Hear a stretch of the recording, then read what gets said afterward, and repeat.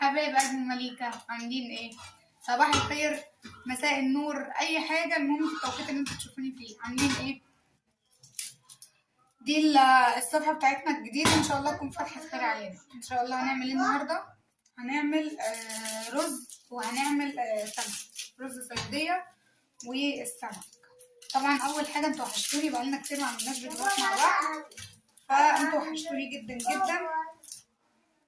هنعمل رز مع بعض اللي هو بتاع السمك، رز الصيادية، وشوية خضار بقى اللي هو جرجير جنبه بقى وبصل. واحنا دخلنا في الشتاء طبعا، والخضار بتاع الشتاء دوت في القلب بصراحة. وهنقضيها النهاردة كده ايه، اي حاجة كده مع السمك. وهناكل لما نقول ايه، اديله ادي على الاخر. هنقطع البصل ونرجع لكم تاني. طبعا احنا قشرنا البصل، وطبعا لازم نغسله.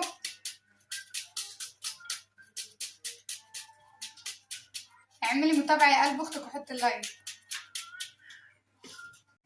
وطبعا حطينا قشرنا البصل طبعا، وعيطنا الحمد لله لما قلنا بس. وتعالوا ما نحمره، يلا عشان نشوف احنا هنعمل ايه. بسم الله الرحمن الرحيم. نصلي طبعا على النبي اول حاجة.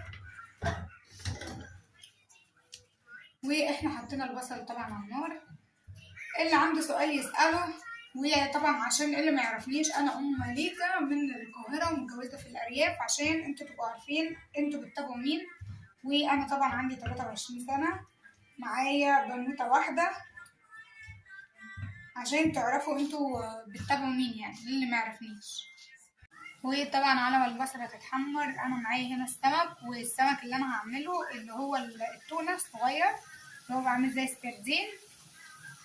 وده بيتحمر عادي من غير اي تتبيله، من غير اي حاجه، بيتحمر في الدقيق. وبعد كده احنا بنحط عليه التتبيله من فوق.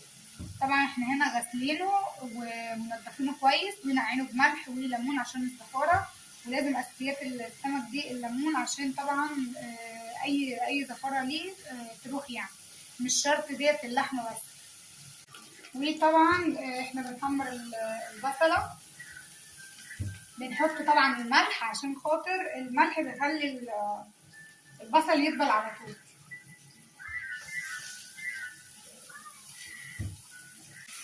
وطبعا معانا الرز احنا غسلناه، صفيناه طبعا، والبصل احمرت.